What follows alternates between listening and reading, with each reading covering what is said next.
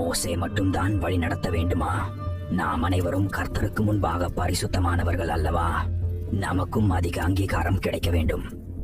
நீ சொல்லுவது சரிதான். நாங்கள் உன் பக்கம். பாலைவன மணலுக்கு அடியில் இருந்து ஒரு புயல் கிளம்பிக் கொண்டிருந்தது. அது கண்ணுக்கு தெரியாத புயல்.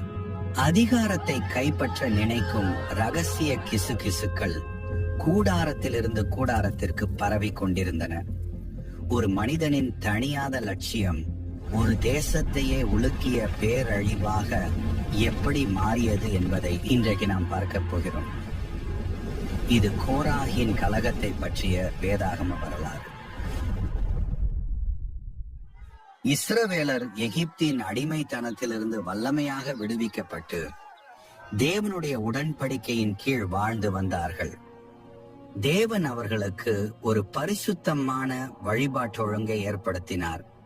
அதில் லேவி கோத்திரத்தினர் அனைவரும் தேவனுடைய வாசஸ்தலத்தை பராமரிக்கும் பணிக்கென்றும் ஆரோனின் குடும்பத்தினர் மற்றும் ஆசாரிய பணி செய்வதற்கென்றும் பிரத்யேகமாக பிரித்தெடுக்கப்பட்டார்கள். ஆனால் எல்லாரும் தங்களுக்கு தேவன் கொடுத்த பணியில் திருப்தி அடையவில்லை. நாங்கள் ஏன் ஊழியக்காரர்களாகவே இருக்க வேண்டும்? நாங்கள் ஏன் ஆசாரியர்களாக கூடாது என்ற கேள்வி எழும்பியது.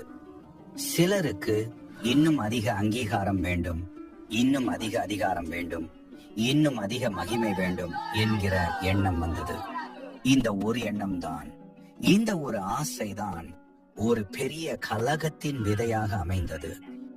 லேவியின் கொள்ளுப்பேரன், கோகாத்தின் பேரன், இச்சேயாரின் குமாரன் என பெருமை மிக்க பின்னணியை கொண்ட கோராகு, இவனிடம்தான் இந்த ஆபத்தான லட்சியம் முளைவிட்டது. இவன் ஏதோ தகுதியற்றவன் அல்ல. ஏற்கனவே கர்த்தருடைய வாசஸ்தலத்தில் புனிதமான பணிகளை செய்யும் பாக்கியம் பெற்றிருந்தவன். ஆனால் அவனுக்கு அது போதவில்லை.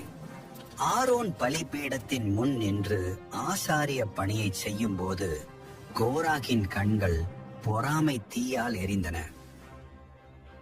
அந்த இடம் எனக்குரியது.